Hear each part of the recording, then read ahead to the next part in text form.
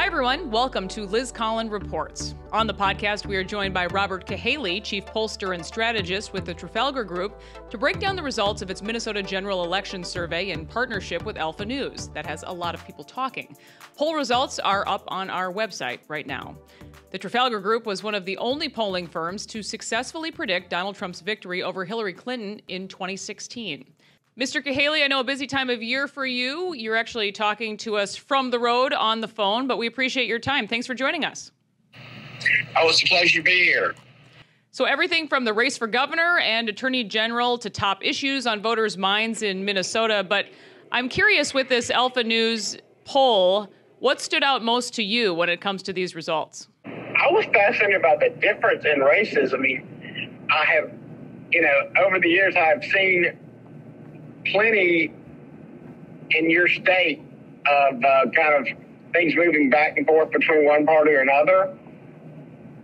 But just the fact that we had some Republicans winning and some Democrats winning. Yeah, it did seem to be a bit of a mixed bag. But let's start with the first question was, how do you feel Joe Biden is handling his job as president? The majority here didn't just disapprove, but strongly disapprove. What does that tell you heading into the midterms? Well, it tells me that whatever's bothering people in a particular part of the country seems to kind of come back to some Biden policies. Everybody's being bothered by inflation. They're being bothered by the predominance of fentanyl, which, of course, ties into the border.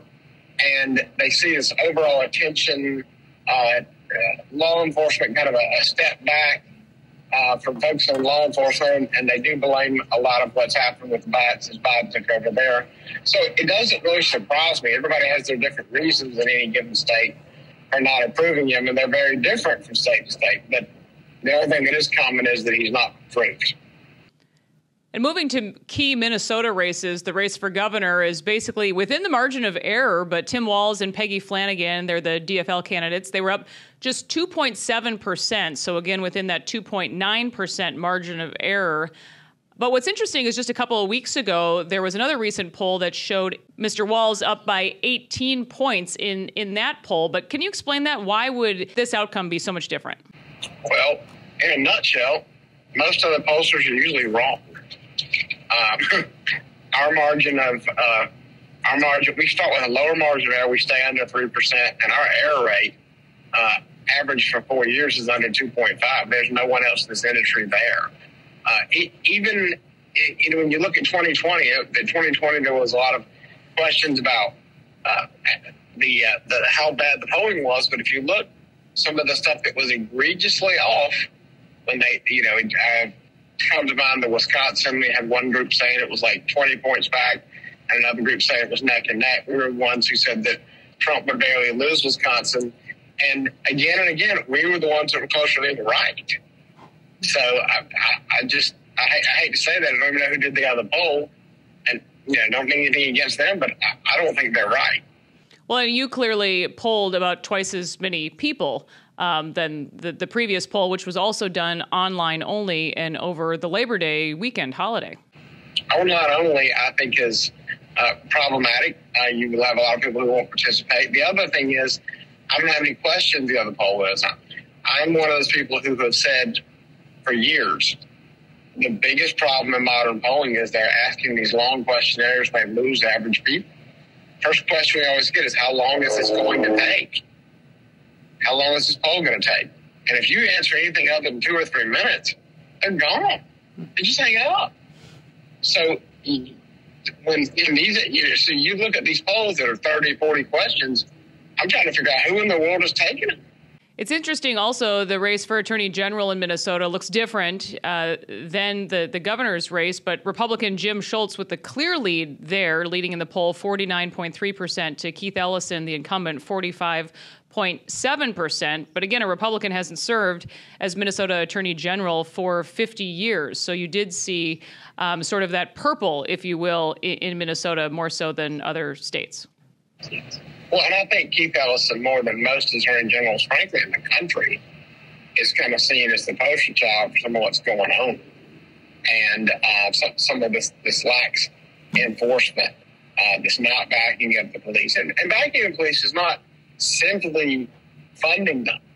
It's actually prosecuting the people they arrest so that they don't come back and hurt policemen later or hurt the citizens.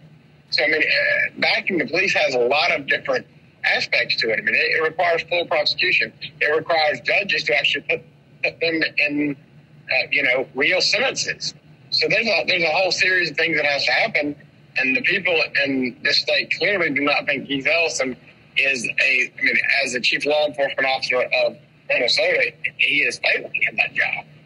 Well, and the Trafalgar Group, you guys did ask, what's the most important issue facing Minnesota? And hands down, reducing crime and ensuring violent criminals stay off the street. That was the number one. And interestingly enough, that's also the number one issue in New York State. And that's another place where there's a surprising Republican strength.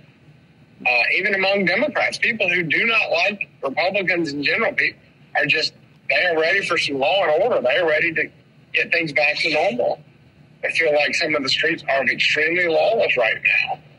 The Secretary of State's race also seems to be much closer in your poll than others we have seen released in Minnesota, with DFLer Steve Simon leading within just 1 percentage point over the Republican Kim Crockett. So as much as the mainstream media loves to ignore the issue in Minnesota, election integrity does seem to be something that voters are considering this time around.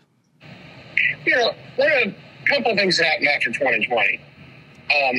People didn't used to care who their governors were, and they really didn't care who their school board members and Secretary of States were. And all of a sudden they do.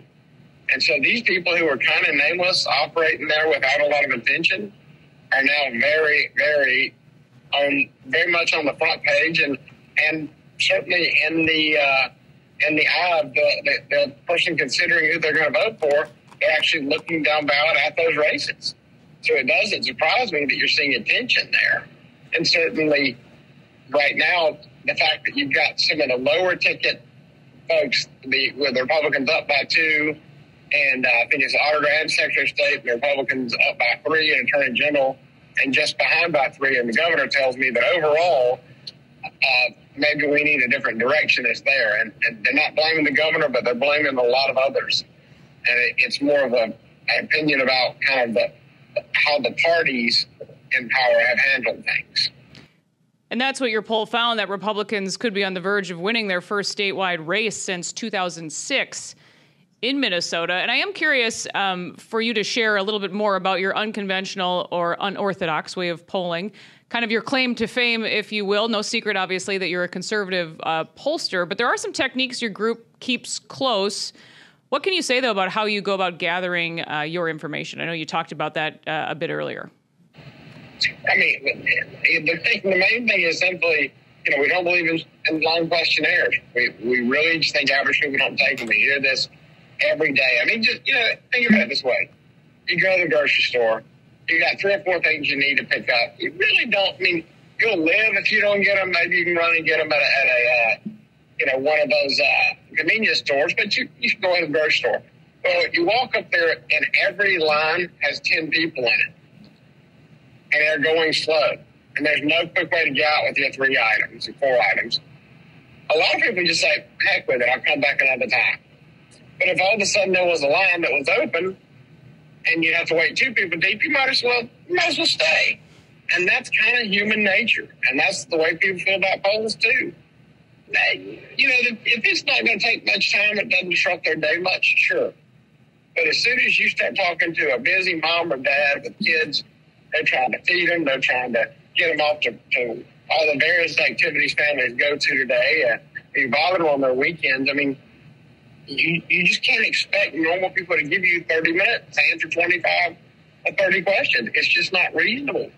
And you end up people care too much about politics, which is always a problem because the people who are the lower information tend to be the ones who swing elections. Or people who are just sitting around the house and they're bored. But what that doesn't represent is average folks. And so that is a real problem, and the polling industry just won't accept that they have to abandon this. It's great if you were to do detailed research, but if you're trying to figure out how an election is going to go and how people actually feel right now about an election, it's a horrible way to do it. To ask tons and tons of questions. We also look at big sample sizes. We don't poll a state with less than 1,000. and you get 1,000 people's input, and you get a margin of error that's very low, there's very little weighting involved. And so we believe strongly in that. And we also believe in, picking likely voters. And we have kind of our own little methodology for picking out exactly which ones we think, which trends will have people voting, with knowing that, there's low propensities, they're more likely to vote in any given year or less likely to vote. So we don't ever just do this nonsense of polling registered voters. You see a lot of polling companies do that. We use a diversity of methods, whether it's live calls, automate calls, text messages, emails, other online, but it's a mix because people are different.